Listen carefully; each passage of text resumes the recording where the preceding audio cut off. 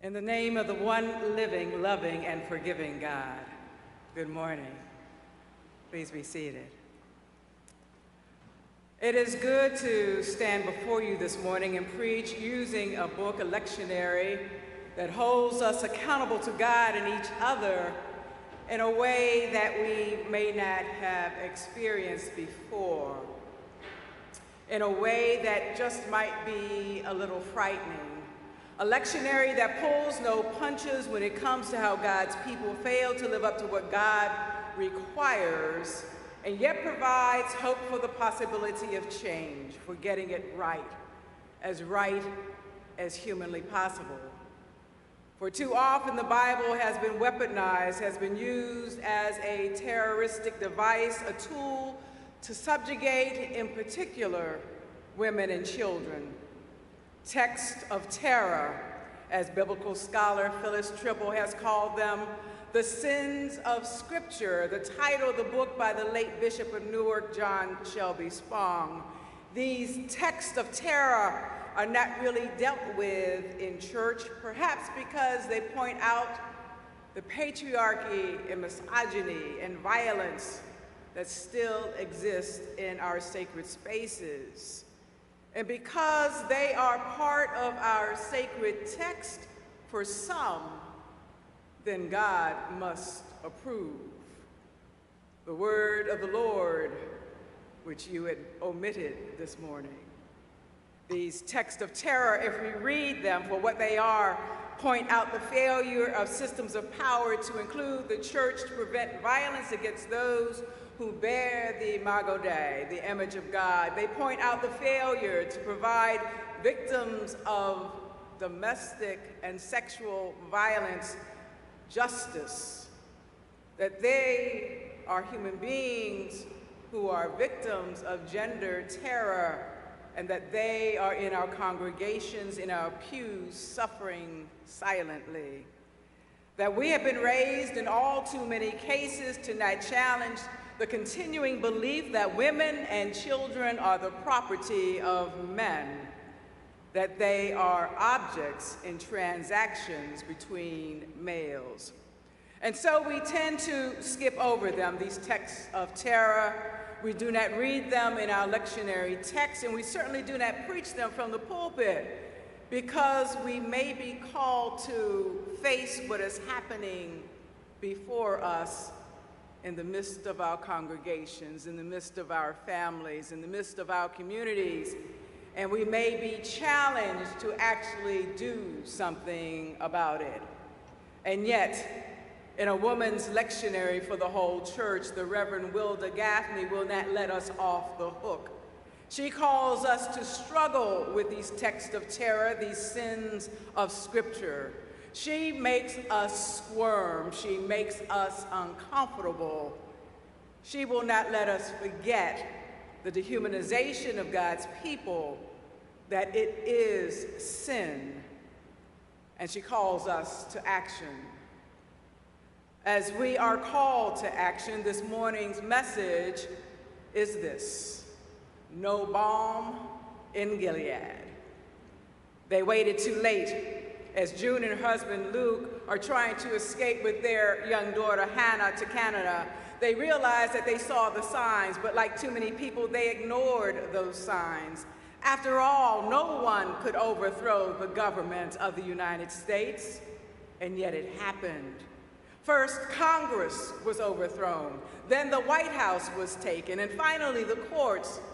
The United States, the majority of what was the United States, is now the Republic of Gilead, a theo-fascist state where women have no rights. Their only function is to reproduce. Abortion is outlawed. Anyone terminating a pregnancy for any reason faces the death penalty, an eye for an eye. In Gilead, women cannot own property. They have no money of their own. And there was a time not too long ago when it was natural for women to read and write, but no longer. It is forbidden. A woman who dares to do what was an everyday reality is now subject to losing a finger or a hand. Women no longer work outside the home. Their years of training and education are not important in Gilead. Their only purpose is to be nests for men's seed. But the birth rate is down. Pollution is the cause. Human beings have destroyed God's creation, and infertility is the result. However, if there are no births, no children, all will die. There is a literal belief in the Bible, a fundamentalist belief in this place called Gilead. And the women who are fertile are gathered and placed in the homes of the commanders, the men who run Gilead. They are placed there to breed like cattle, to bear children for the infertile wives. They base their belief in the book of Genesis, the 30th chapter, verses 1 through 3. And when Rachel saw that she bare Jacob no children, Rachel envied her sister and said unto Jacob, Give me children, or else I die. And Jacob's anger was kindled against Rachel, and he said, Am I in God's stead? Who hath withheld from thee the fruit of the womb? And she said, Behold, my maid Bilhah, go in unto her, and she will bear upon my knees, that I may also have children by her. The year is 2024, and the book, written in 1984, now a Hulu series, is Margaret Atwood's The Handmaid's Tale, a dystopian story of a world gone mad with God, a male God, a God of wrath at the center. God has been weaponized. Books are banned. LGBTQ people are considered gender traitors and are hanged. Their bodies left as a terrorist threat for all to see, like the bodies of crucified under Rome's genocidal reign and the lynched black bodies of this country. Left to rot for all to see, to send a message. Step out of line, don't do as we say, and you will be killed. But men rule. They have the books. They have the computers. All of these are denied to women. The men work, they rule, and the women are ruled. They are property, as are the children. The handmaids, those enslaved to bear children for childless wives, bear the men's names. Offred, meaning belonging to a man whose name is Fred, of Mark, of Stephen. What Mrs. used to denote for some, and still denotes for some, belonging to a man having no identity except through a man. And we might say that Gilead could never happen here, never in these United States, not in this democracy, but in this land of the free. We saw January 2020, and there was a coup, an attempt to overturn an election, to take over Congress. Books are being banned. Women's rights are being overturned. There is a threat to our LGBTQ siblings. It can be against the law to provide gender-affirming care to our trans youth. The signs are there. Could it be, like June and Luke, we are not paying attention? We've been this way before, where we deny the humanity of many of God's children. And so this morning I bring you the story of Tamar, the daughter of King David, a man after God's own heart. The sister of Absalom, who names his daughter Tamar, and the half-sister of Amnon, who violates her because he can, because she is an object, she is a thing. Her body is not her own. She has no say over her life. This story, however, is about violence upon the female body and the failure of men, and today some women, to care. This is the story of Tamar. Tamar is a virgin.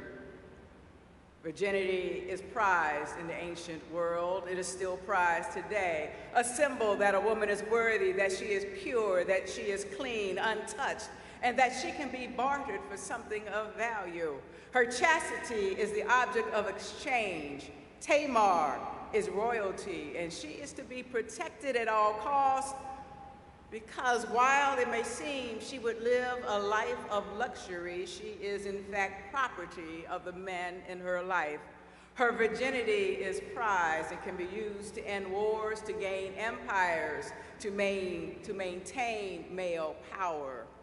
If she is violated, if she is spoiled, she has no value in this patriarchal world. She is a disgrace to the men in her family. The passage begins with describing her beauty. How a woman looks is important. Women in this country spend a yearly average of over $3,000 on beauty products. The global beauty industry is worth $511 billion. Tamar's beauty attracts the attention of her half-brother Amnon.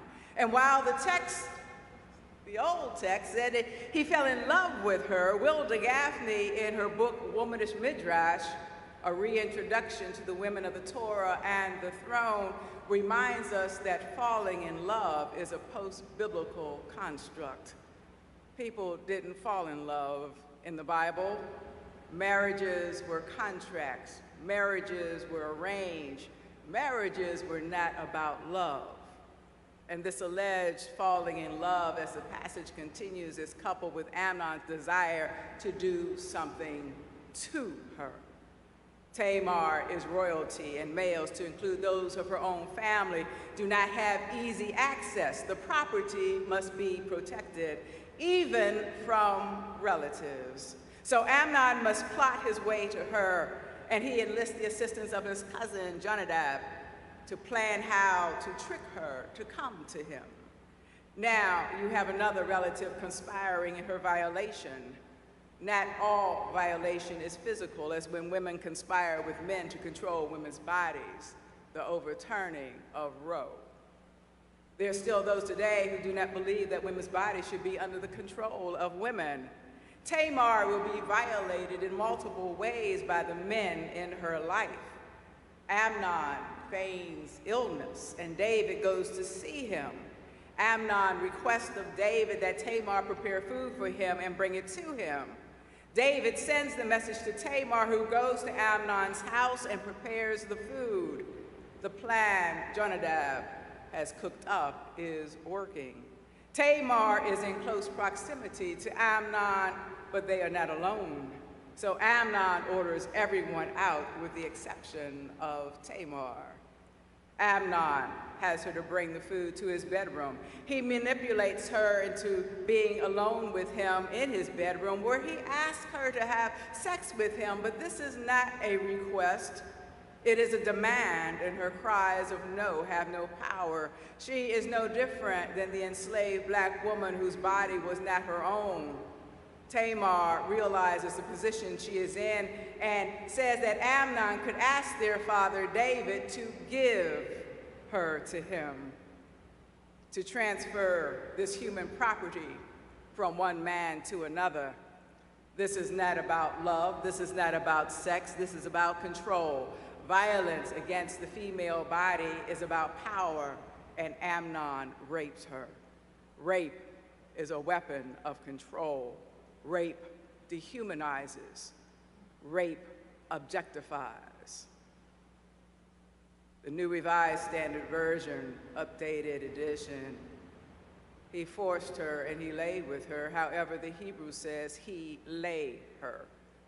This is not about being with her. This is about doing something to her.